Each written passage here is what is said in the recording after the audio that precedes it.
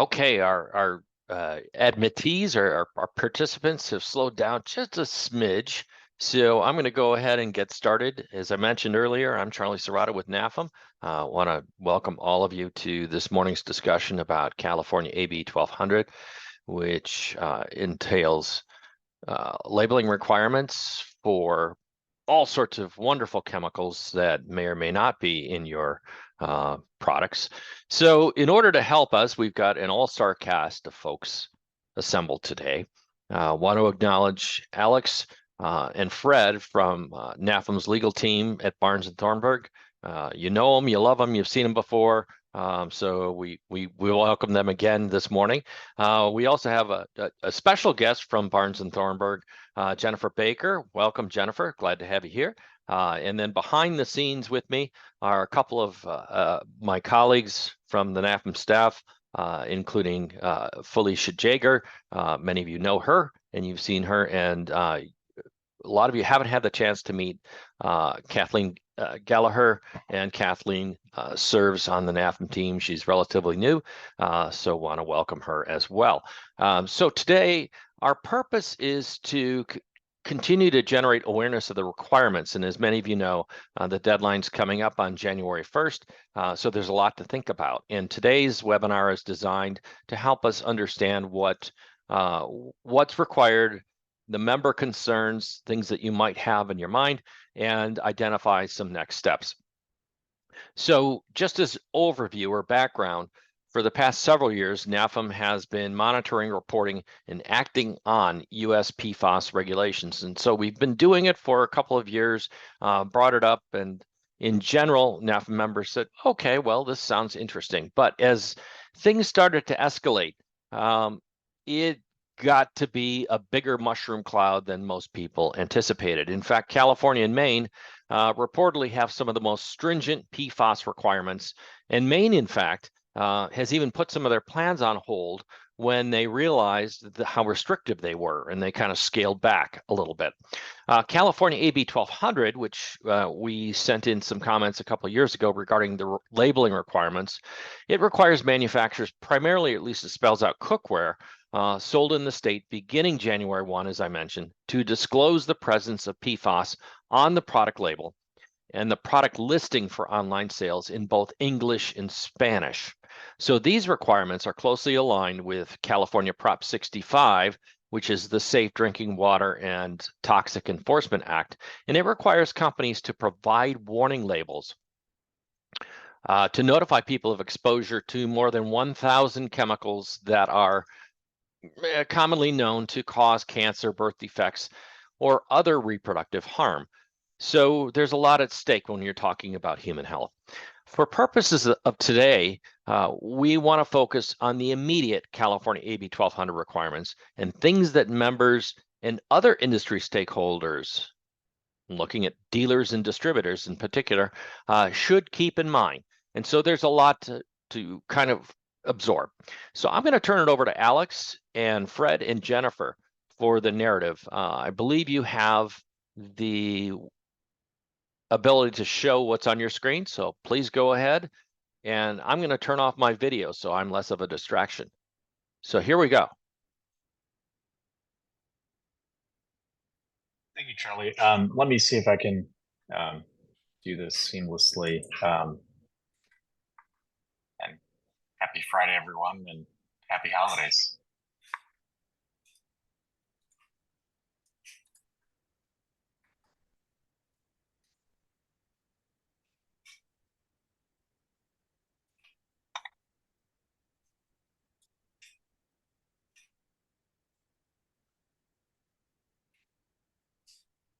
Okay, you're off and running. You just need to do the slideshow.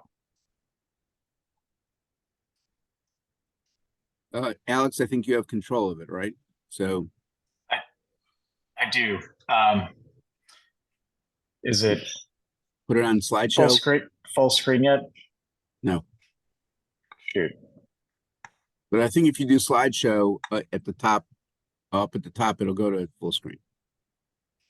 Try this. There we go.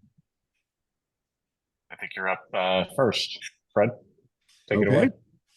Sure. So good morning, everybody. I am going to review some of the requirements for PFAS, sort of to lead into the California requirements that Jennifer and Alex will be talking about. So let's go to my first slide and sort of to give you an overview on what all is happening on PFAS. In terms of requirements, really both at the federal level and at the state level. So what we're really seeing are reporting requirements. We're seeing actual restrictions on products in terms of, beyond just registration, going into sale and distribution of products. We're also seeing cleanup liability issues, and we're going to see some things from EPA on that fairly soon, and control requirements coming, really both for wastewater and for drinking water. So all of those issues are pending. We've been talking about them on I think every webinar we've been having lately for the NAFEM members. As these issues have been evolving, we're trying to track the various actions that are being taken and help you think through what actions need to be taken to comply. Let's go to the next slide. So here on reporting and product issues, a few key things, again, sort of leading into the California requirements. One of them we've talked about lately, a new rule from EPA under the Toxic Substances Control Act, TSCA, where while we generally think about TSCA as affecting manufacturers of products with chemicals in them or of chemicals themselves, importation of chemicals, including in articles and equipment, is considered by EPA to be manufacture. Therefore, under this new regulation, if you're manufacturing or importing articles that contain PFAS, and you did it anytime in the last 12 years, EPA is requiring a one-time report that basically contains information about your PFAS use. And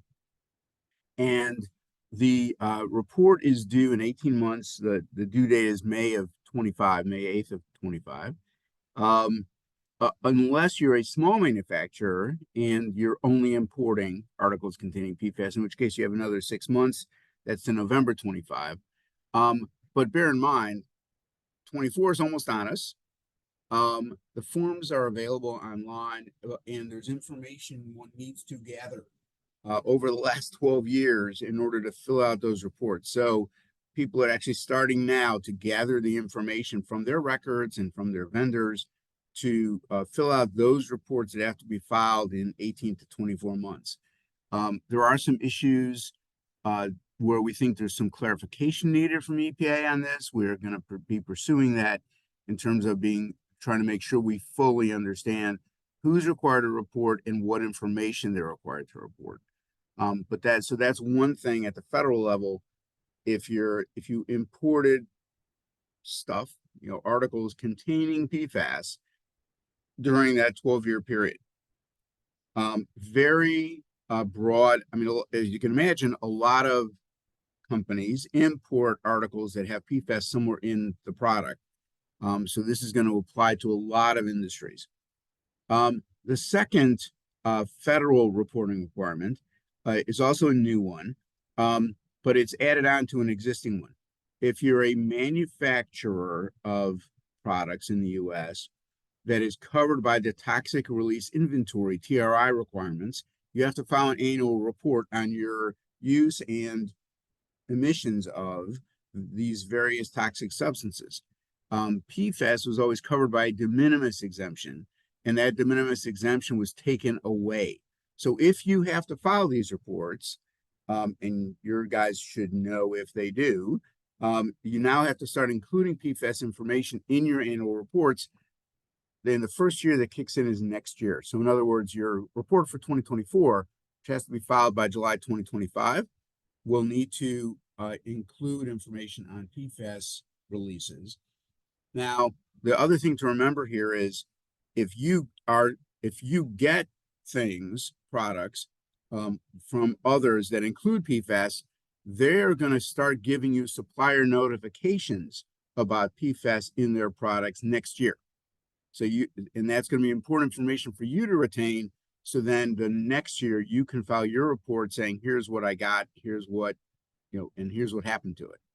So this is all starting to kick in. I know we're going to get some questions from people next year as they start getting these supplier notifications where you may never have heard that some product that you buy from someone has PFAS in it, and you're supposed to be starting to get those notifications next year.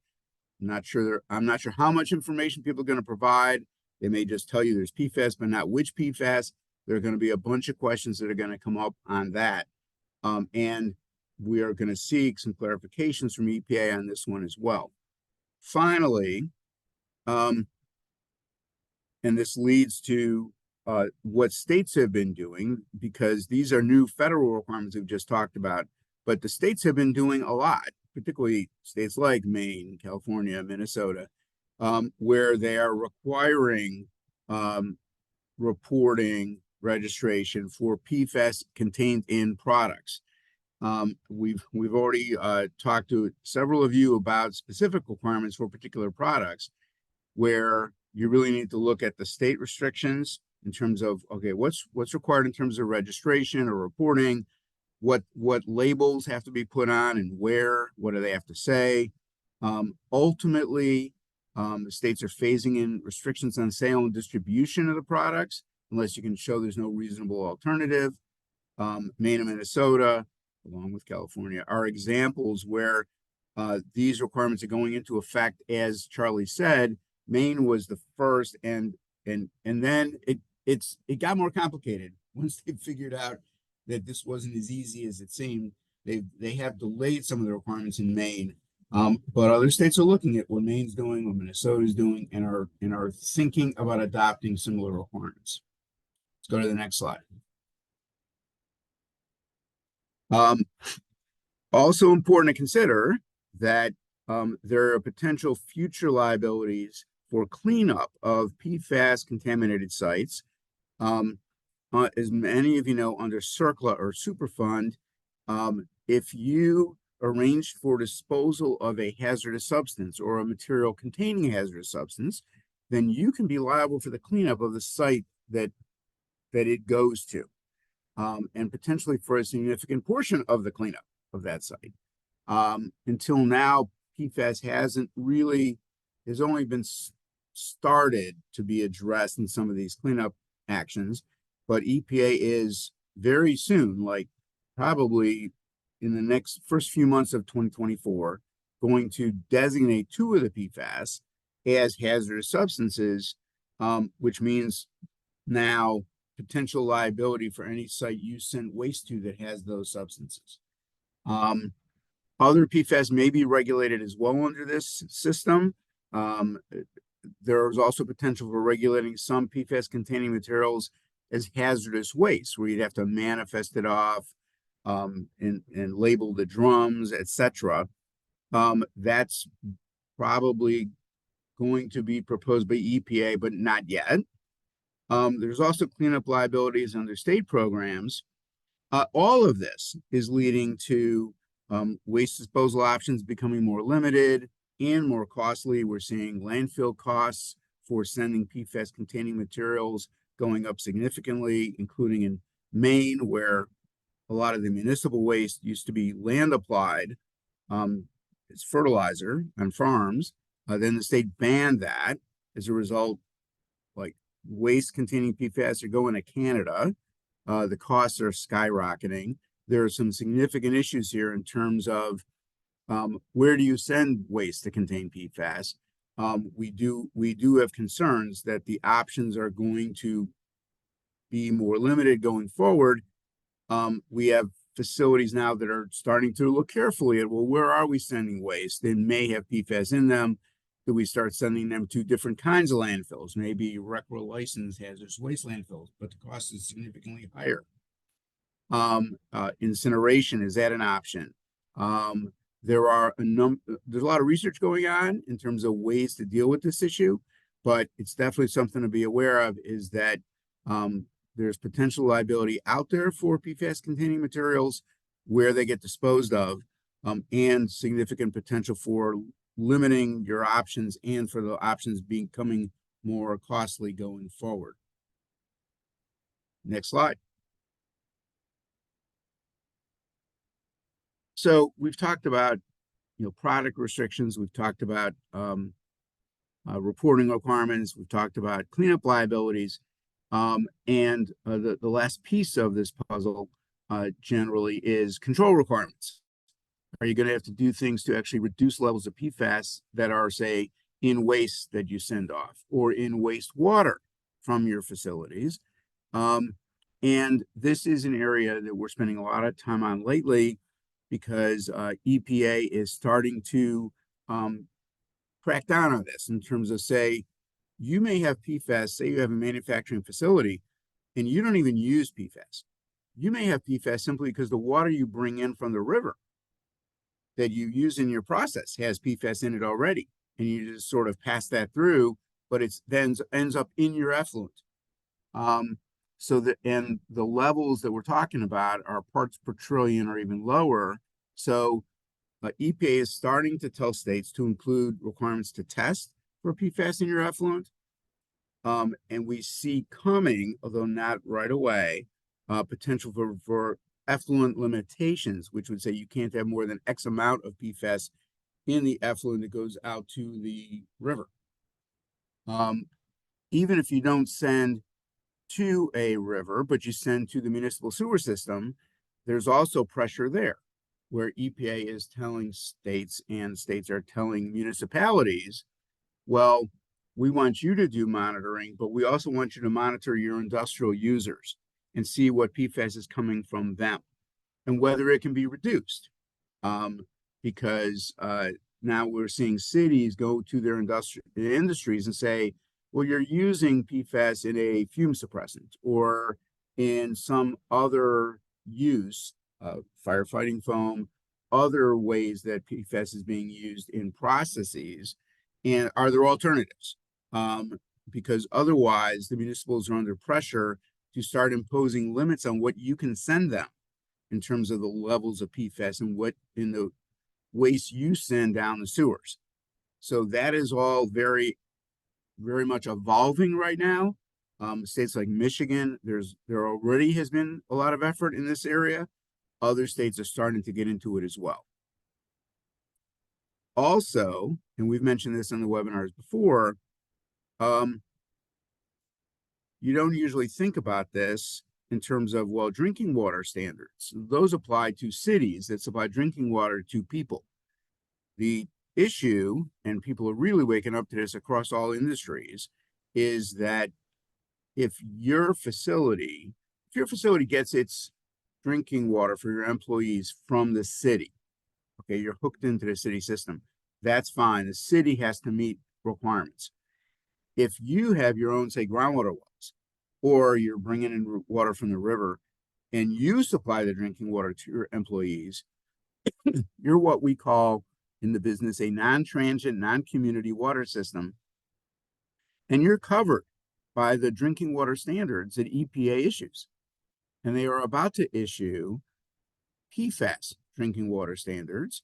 It looks like that was going to happen in December. Now it looks like it's going to happen early next year, with 3 years to meet the requirements. But we're talking about levels like 4 parts per trillion. So if you do supply drinking water to your employees, you may be covered by these new requirements and have 3 years to meet them. There are other control requirements. Michigan, as I said, is one of the leaders in terms of sort of going their own way on this. They didn't want to wait for EPA because they had some PFAS situations. So it really differs by state in terms of whether your state has moved ahead to impose additional control requirements and make you actually, say, put treatment systems on your plant in order to address PFAS issues. Really depends on the state, and you have to look at the state regulations on that. So that's a very broad summary. We could go into a lot of detail on every piece of this, but looking at a sort of at a 50,000 foot level, these are all the types of requirements that we're seeing imposed for PFAS, whether it's in effluent or waste materials or products, both at the federal level and at the state level. So I'll stop there. I don't know if we want to take questions at this point, or Alex, want to move to your piece? I think Jennifer is up Okay. next with AB 1200. Yep. Hi, everyone. I'm Jennifer Baker. And I'm going to jump right into the California Safer Food Packaging and Cookware Act, AB 1200. This act was signed by the California governor in 2021. It covers two categories of products, food packaging and cookware. With regard to food packaging, effective January 1 of 2023, selling or distributing food packaging containing regulated PFAS was prohibited. So I'm sure some of you may be have been already dealing with that issue for at least a year. With regard to cookware, beginning January 1 of 2024, a manufacturer of cookware sold in California that contains one or more intentionally added chemicals present on the designated list, which is going to be key for the labeling requirements for cookware, the designated list that comes into contact with food or beverages must post on the internet website for cookware information regarding those chemicals. And actually the deadline for the internet posting was January 1, 2023. The labeling deadline is January 1, 2024. So that same cookware with intentionally added PFAS chemicals present on the designated list must be, the labeling requirement kicks in January 1, 2024. So what is a regulated PFAS for the packaging ban? It's a PFAS that a manufacturer has intentionally added and that has a functional or technical effect in the product, or the presence of PFAS out at or above 100 parts per million. The cookware section has a different definition of what is covered, and it references chemicals present on the designated list. And that is a list maintained by the Department of Toxic Substances Control. And it's a list of chemicals identified as candidate chemicals that exhibit a hazard trait. For both packaging and cookware, the PFAS has to be intentionally added, which means that it's a chemical that the manufacturer has intentionally added to the product and it has a function in the product.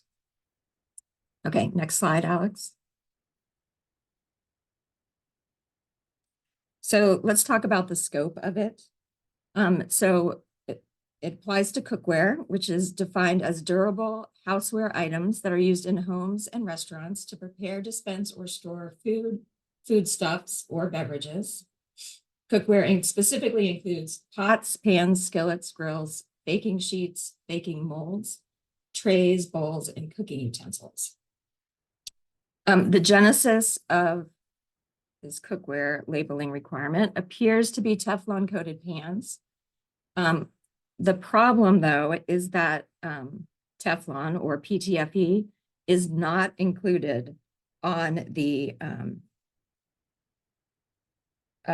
designated list, which is what triggers the labeling requirement. So if you go to the Department of Toxic Substances Control's website and you search on the candidate chemical list for PTFE or for Teflon, they do not, neither one of those appears. PFAS does appear as it relates to certain priority products, which are specifically carpets, rugs, textiles, or leathers. And PTFE is considered to be a PFAS compound, but the PFAS listing is limited to those 4 priority products, and it does not include cookware. So because of the scope of the labeling requirement being limited to chemicals on the designated list, and because PTFE or Teflon is not on the list, we interpret that statutory requirement for product labeling to not apply to PTFE as cookware, since it's not one of the priority products. of course, if DTSC alters the applicability to all PFAS in cookware, as we see other states doing, then cookware manufacturers would be affected by these product labeling requirements. Or if there are other chemicals in the cookware besides Teflon, those should also be reviewed with the list to see if they appear or otherwise make the provisions applicable. And then the other definition that is important here is a manufacturer. So that is either a person or entity who manufactures the cookware and whose name appears on the product label, or a person or entity who the cookware is manufactured for or distributed for, as identified on the product label. Okay, next slide. Okay, separate from product labeling, there's a more general requirement regarding internet disclosures and claims that a product is, quote, free from specific chemicals. So beginning in January 1 of 2023, on the internet website for cookware, and beginning on January 1, 2024, on the cookware package, a manufacturer cannot make a claim that the cookware is free of any specific chemical if the chemical belongs to a chemical group on the designated list. Since these rules apply to chemical groups and PTFE or Teflon is a member of the PFAS chemical group, we interpret this to mean that PTF cookware cannot contain any claims that the products are PFTE or PFAS free. So that's different from Teflon being on the candidate chemical list because the disclosures are related to groups or classes of chemicals instead of specific PFAS chemicals. And we do know that a number of manufacturers have decided they want to go ahead and label their cookware in California just out of an abundance of caution related to Teflon. If you do decide to label, the label would need to say, and this is specifically in the law, this product contains, and then a list of the intentionally added chemicals that are on the designated list. And then it needs to go on to say, for more information about chemicals in this product, visit, and then reference a website and include a QR code for the website. The statements need to be in English and Spanish.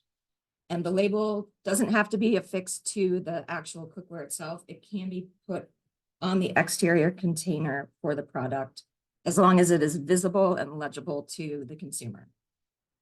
So Colorado's requirements on this labeling issue are much less ambiguous than California's are. So Colorado has a requirement that you must include PFAS labels on cookware, and it's not related to Teflon specifically, it's for any PFAS chemicals, so those labels are very specific. And Colorado does give some additional guidance on what a legible label would be. So under the Colorado rules, the label should be at least 2 inches square. So we think if you're going to label in California, that's probably a good rule of thumb as well. And I see there was a question in the chat.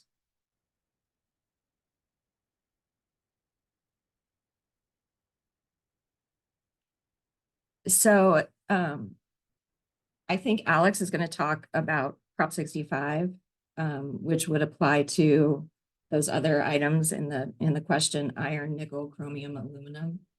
So I'll let him go ahead and jump into those discussions. Sure. Thank you, Jennifer. And to, I guess, raise your blood pressure on a Friday and before the holiday, I'll jump into Prop 65. So while you may chuckle or groan from what you see here, a couple opening remarks, I guess, in comparison to what Fred and Jennifer have just spoken about. So one of the many challenges in this area is because of the numerosity of different chemicals that can constitute what we refer to shorthand as PFAS, the lists are not synced up at all.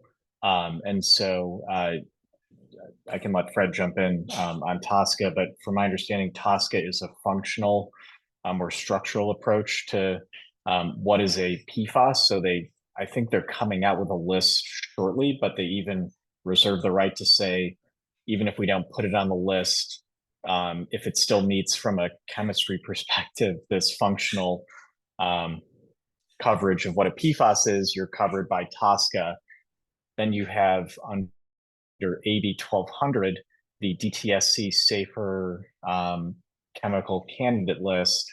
And then for those who have dealt with Prop 65, as I'll jump into, there's a list that a different California agency maintains, OEHA, that has its own set of listed PFAS chemical compounds.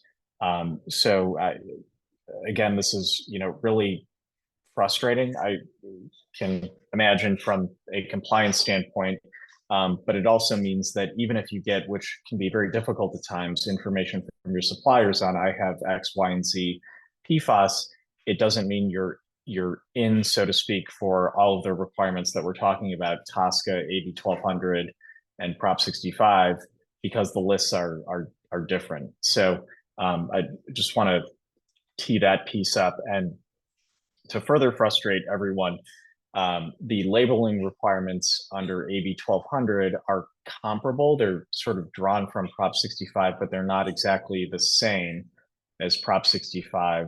But I'll jump into that as we kind of go through the Prop 65 stuff. So if you've ever stepped foot in California, you've probably seen a sign comparable to the following, which is "Everything causes cancer in California," including going to Disneyland. So I suspect this is probably from either tobacco smoke or automobile exhaust, but the warnings are everywhere. They're sort of meaningless at this point, but they're a fertile ground for private plaintiffs' attorneys to sue and get easy settlements on, which is probably, I suspect, how a lot of you all may have heard of this, even if you don't do business in California. So under Proposition 65, similar to how Jennifer laid it out, I've highlighted in red kind of the items to think about. So in essence, a company that does business in California, and we'll get into that, is required to warn, we'll get into that, if a listed chemical above certain amounts are present in their product or in their space. Generally, if you're, say, a hotel or a school, any sort of commercial enterprise. So doing business in California, it's any entity that's above 10 employees. Governments are carved out. Importantly and frustratingly, it's not required to have a physical presence in California. So this is how a lot of, and I usually apologize when I meet clients this way and get referred matters, because this is incredibly frustrating. So say, for example, you're a Michigan company that you sell to a distributor. You have no idea where your products go, and you think to yourself, I don't sell in California. It doesn't matter, unfortunately. So if those products end up and are sold in California, even by a third party, you're within the scope of Prop 65. So again, as I teed up a couple of minutes ago, the list here is different from the list under AB 1200, is different from the list under TSCA. So OEHA, the Office of Environmental Health Hazard Assessment, has a list. It's over 1,000 chemicals. It's both chemicals and compounds. So things like lead, a chemical, or iron or cadmium, I think were some of the comments. There are permutations of those that are obviously meaningful to the chemists in the crowd. But there's also things that are fundamentally just broad, like tobacco smoke and exhaust.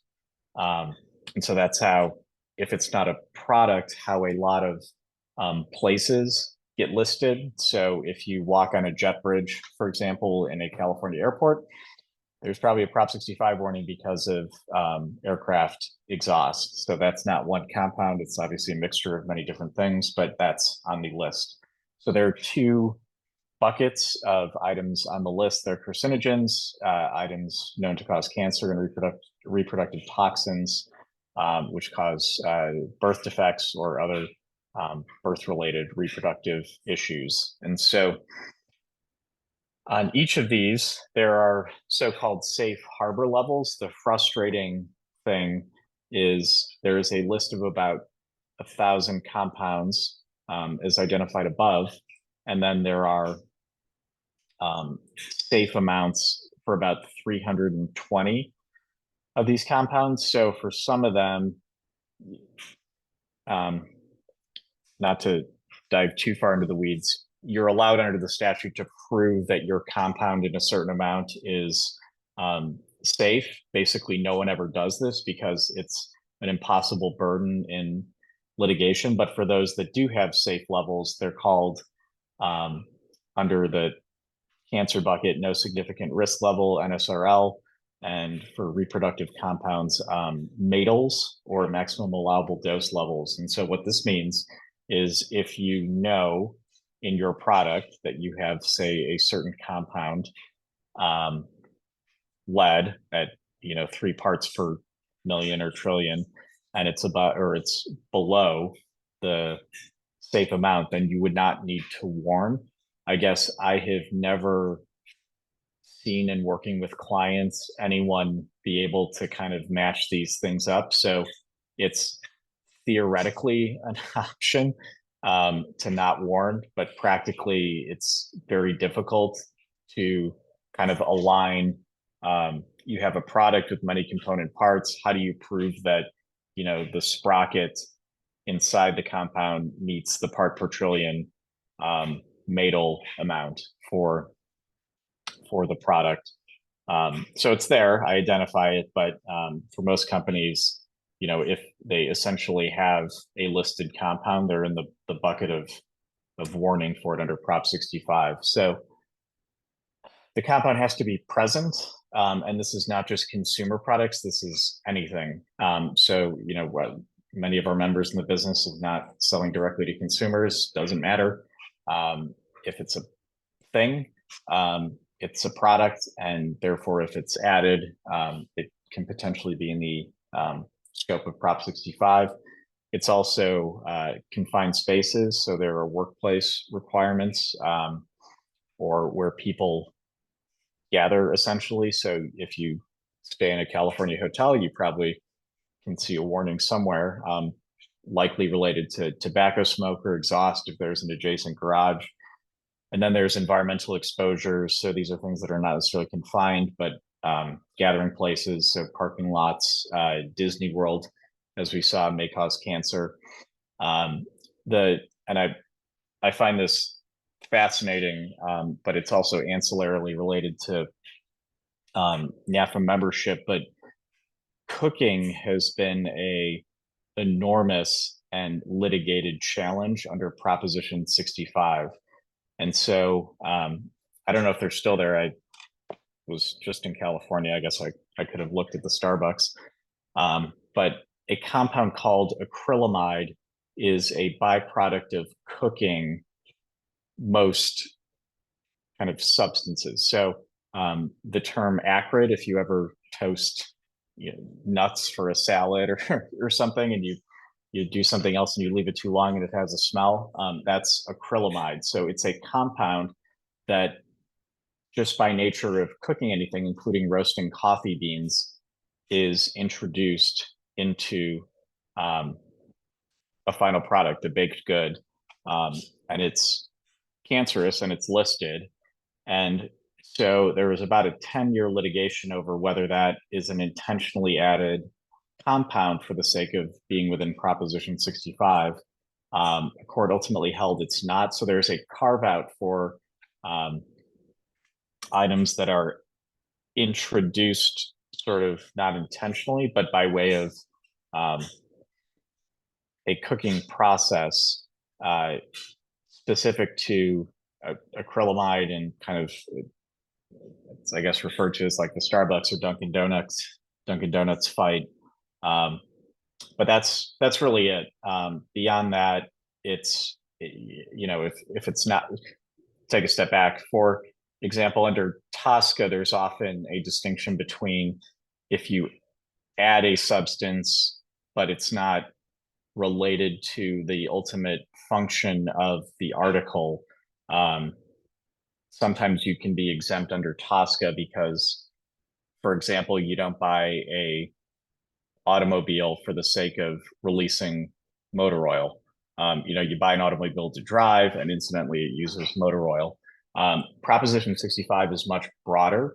It doesn't matter whether it's part of the product because you need it because customers desire it. It's simply kind of a one molecule based approach if it's in there.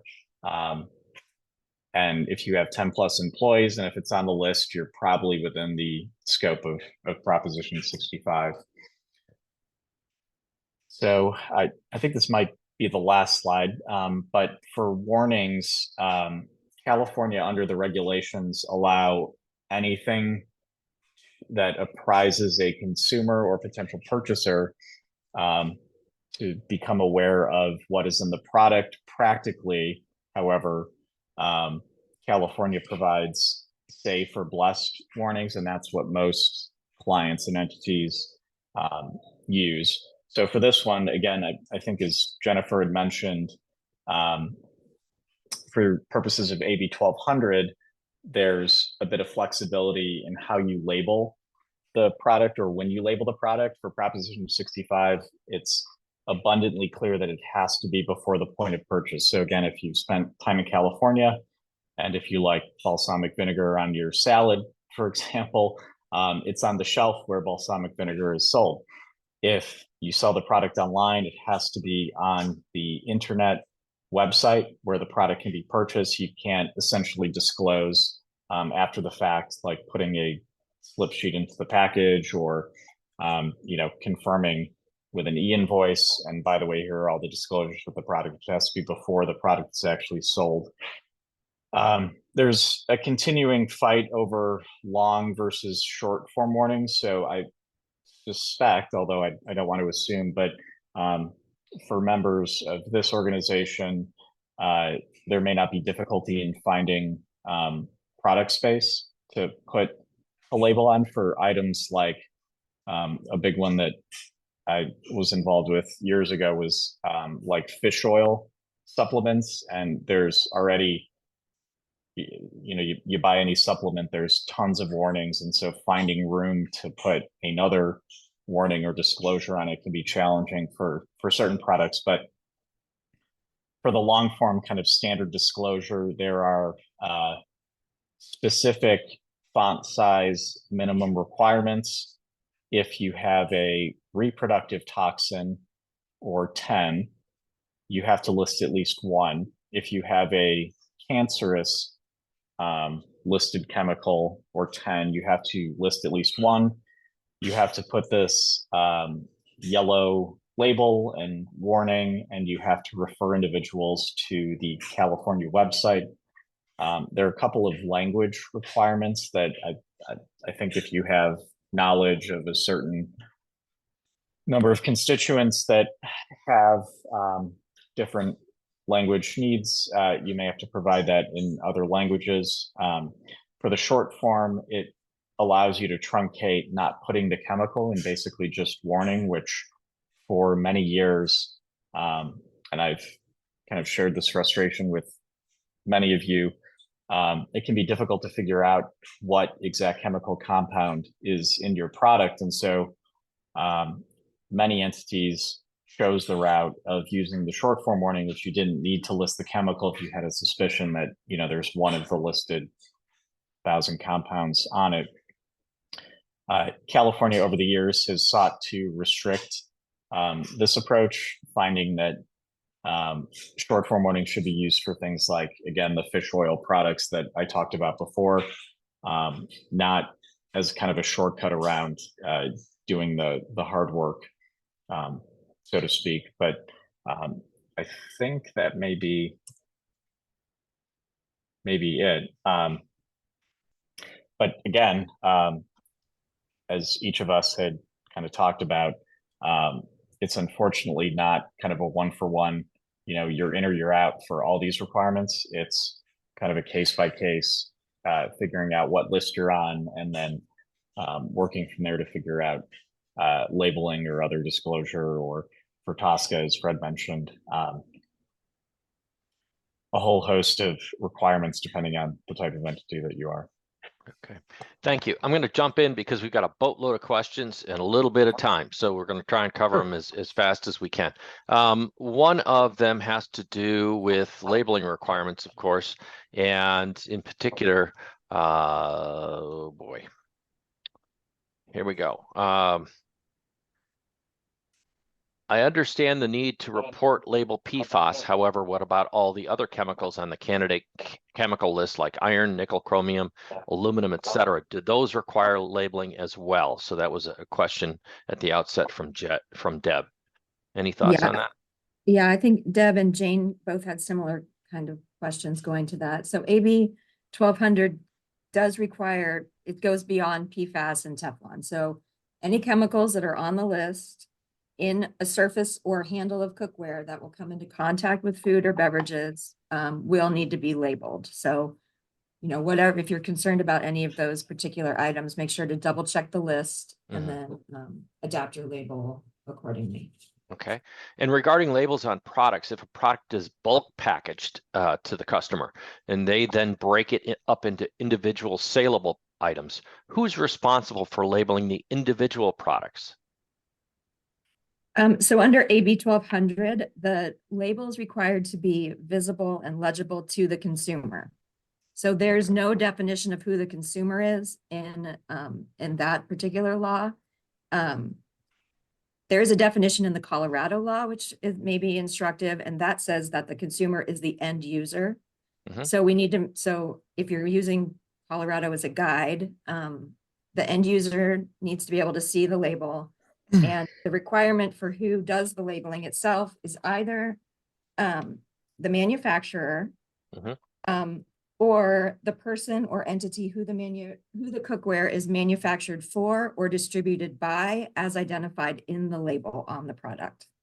So that person is going to be the person responsible for making sure that the correct labels are on the product under AB 1200. And there may be different requirements under Prop 65 that Alex can talk about, but it's going to be either whoever is identified as the manufacturer or the distributor on the actual product label is the entity responsible for making sure the AB 1200 label is on the product. Okay. Is it permissible to use QR codes? Is that considered a label? So you are required to use a QR code. So it has to, your label has to say specifically that the product contains a PFAS compound or a chemical that's on the list. And then it has to reference a website, and then it has to include a QR code, and it has to be in English and Spanish. Okay. Let's get to some of the other questions then. How does the PFAS requirement affect cooking or refrigeration equipment? Alex or Fred, you want to take that?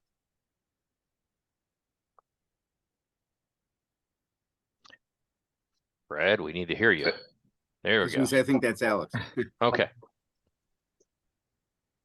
So if there's the possibility of one molecule of exposure, and if it's a listed chemical compound, then Prop 65 is triggered.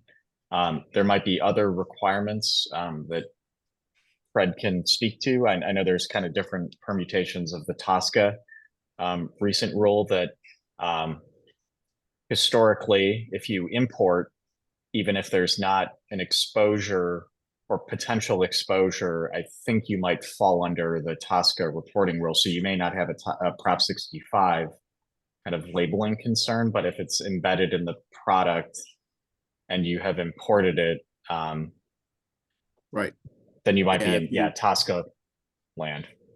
Right. If you're importing something that has PFAS in it, then that likely triggers the TSCA reporting requirement. It's a one-time report for that whole 12-year period, but that's that would be an issue. Okay. So even though another question, PTFE is technically a PFAS chemical, our industry is interpreting this to exclude PTFE as a mandatory disclosed chemical. Is this correct? Yes, in California, that is correct in terms of AB 1200. Okay. That All right. it would not be the standard for Colorado.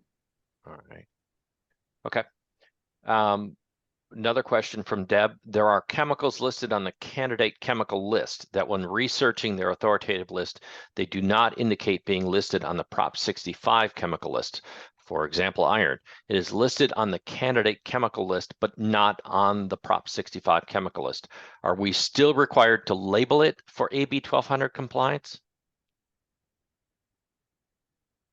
Yes, separate labeling scheme. So yes, you would be required if it was going to come in, if it's on cookware that's going to come into contact with food or beverages.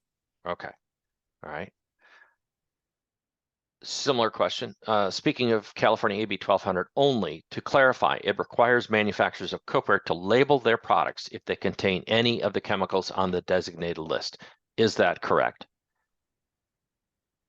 Yes, that's Okay. correct.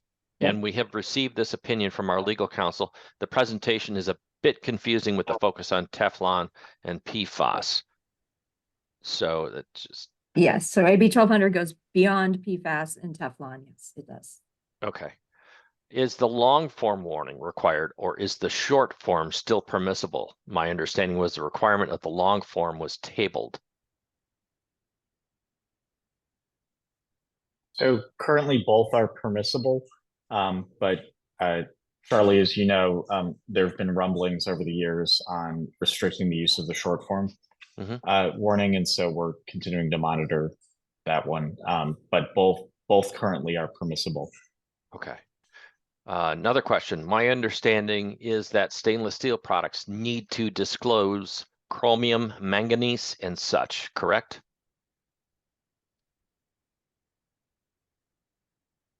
Is that a question that we'll have to research and get back? If it's on OEHA's list, then yes, I suspect that there may not be an AB 1200 component to this, but yeah, I know several of the 1,000 compounds, but not all on the OEHA list. But if it's on the list, Prop 65 is triggered. Okay, and Carlos does provide a similar question. Doesn't California Prop 65 have an exception for stainless steel and other special steels that do not present a risk to human health from exposure of chemicals listed under Prop 65? So the exemptions are the ones that I talked about. So if you can demonstrate below NSRL, the no significant risk level, or MADLs, the maximum allowable dose level, then you would not need to warn. There's no blanket sort of stainless steel cookware is exempted under Prop 65. It would be a case by case, product by product, kind of chemistry based proving you fall into that very minimal level. And what kind of proving is required? Does it have to come from a national recognized testing lab, a NERDL? Good question. So many of these are settled. They're not actually litigated because it's probably one of the most unfair statutes for business that's out there. But what it would essentially require is convincing a court, if you were cited by one of these bounty hunters that picks up your product and threatens a shakedown, to convince a court that the MADL or NSRL applies. So I don't think there'd be any restriction on what evidence you would need to bring to bear. It's just the cost of litigation, and most companies kind of throw up their hands and say, "I'd rather pay $50K to this jerk to settle the case out." All right. Another question. We understand that the 2-inch square size and label. However, with certain products, either the overall geometry or size of the product doesn't allow placement of a label while maintaining legibility of the label. Is there an exclusion regarding the geometry of the part? So the 2-inch square label comes from Colorado's exclusion. So Okay. in Colorado, if you do not have a space that is 2-inch square, you do not have to label Okay. for PFAS in the cookware. All right. So there is, that exclusion does exist in Colorado. There is no similar size, specific size exclusion in California. Okay. Going back to the EPA reporting for PFAS disposal, if we use a company certified in disposal of PFAS, do we, as the company that uses the PFAS on our products, still need to report PFAS disposal, or is it the sole responsibility of the contracted disposal company? So right now, so that really depends on the particular set of regulations. In terms of like the TSCA requirements, that's if you imported, then you have to provide if you imported PFAS containing articles on that one report you need to file in a year and a half, you need to describe how that PFAS was disposed of. And you can't just say, well, I gave it to somebody who's licensed. You have to provide information, how much went off site, etc. In terms of TRI reporting, which is if you're a manufacturer that files TRI reports, you have to again say I sent X amount off site, or X amount went up in the air or into the water, and that's your obligation in terms of saying, look, I sent it off site. Here's where I sent it. Here's how much I sent, etc. Ultimately, if PFAS containing materials start getting regulated as hazardous waste, then there's a whole new set of requirements where you manifest it off, and the transporter has to sign forms, and where you go, the landfill or wherever you take it has to sign forms. That's not in effect yet. So the requirements under TSCA and TRI are really focused on you imported or you use materials containing PFAS, and you have to provide information about what you did with it and where it went. Okay.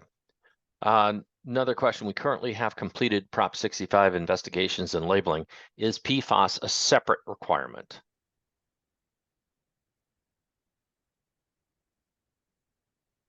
This might be a multi-person answer. I think, Fred or Jennifer, there are several PFAS compounds listed on the OEHA Prop 65 list. So I think if it's them, if you're on OEHA list, you're in Prop 65. But again, this is the list problem. So I defer to Jennifer and Fred on the other pieces.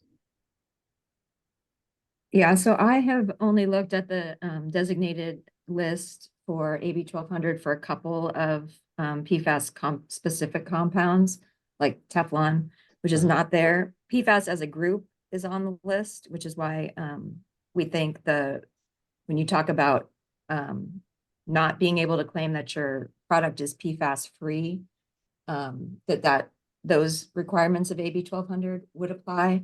But I have not looked at at all of the various potential PFAS compounds to see if they're on the designated chemical list. Okay. Following up on the appliance manufacturer question, how would a commercial oven be required to comply to PFAS? In terms of the labeling under Yes. AB 1200? Yes, I believe. Yeah, so our impression is that if you were going to put a label on it for one of the designated chemicals, it would need to be somewhere where the end user, the consumer, or whoever was receiving that product would be able to legibly see the label. Okay. So it can be on the packaging, it can be on the product label itself. If you have an actual sticker or something on the oven or the stove itself, you can put it there, but just somewhere where the end consumer is going to actually see it. Okay. All right. We're running close to time, but I'm going to try and answer all the questions. If you need to drop off, please feel free, but we'll keep going on. Another couple questions. What is the minimum recording limit for PFAS under the EPA TSCA reporting requirement? The minimum reporting limit is 0. There is no minimum. So if you imported PFAS containing articles, then you have to fill out the form. Now there's a short form that you may be able to use, but you do have to, in which you don't have to provide as much information, but you do have to file the report. Okay, thank you.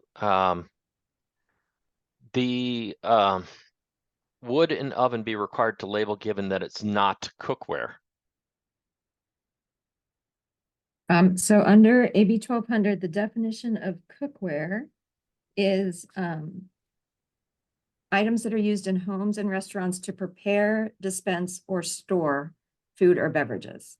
So Mhm. I think it would fit within the definition of preparing food. Mhm. And as long as, you know, whatever surfaces would come in contact with, potentially come in contact with the food, didn't contain chemicals that were on the list, you wouldn't have to label. But if you were, you know, concerned at all that there was a chemical on the list that would come in contact with food, then you would need to label. Okay. If no minimum reporting limit for PFAS under EPA TSCA, then would PFAS impurities need to be reported?